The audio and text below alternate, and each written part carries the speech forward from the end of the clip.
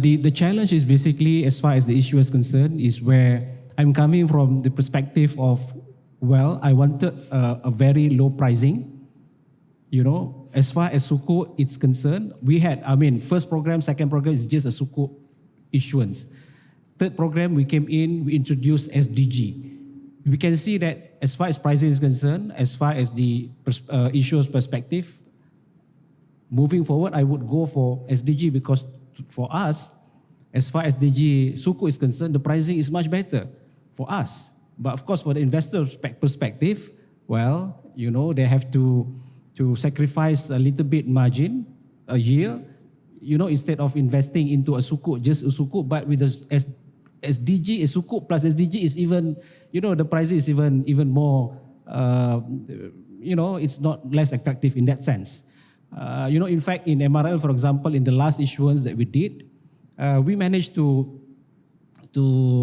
attract, not to say to attract, to receive a very tight spread. It's only about +3 basis point above MGS.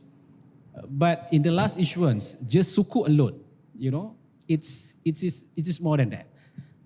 So from that perspective, it's actually, but that for sure, as far as the project is concerned, we are investing into not just in line with the Sharia principle where, the project is good for the people, for the society and everything, but you clearly see the project, it's taking a shape.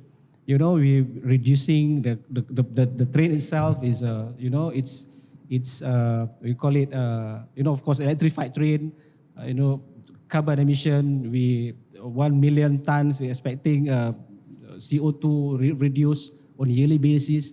Not just that, on top of that, there's also, we talk about, of course, the cut the travel time for the people, make people easy to travel from one place to another.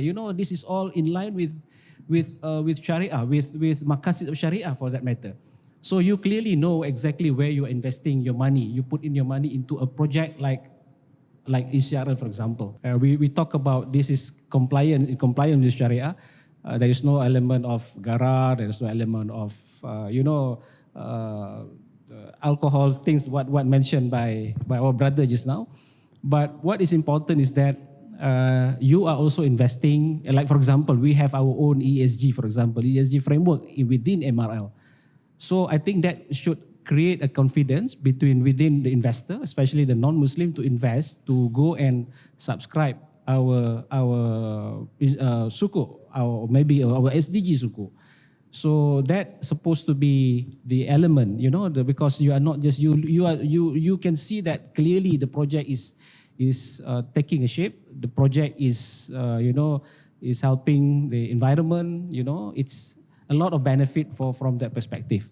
So I think again coming back to the challenge, whether are you really to sacrifice a certain yield for investing in SDGs, clearly lower yield compared to a typical sukuk. So that is another thing that probably we can can be from the investor, from the capital practitioner can look into that, from the regulator can look into that as well. But of course, from the issuer perspective, we are more than happy, to receive a very, very small, very low, what you call, spread for that matter. So we can get MGS plus 1, for example, is even better for us, for the issuer.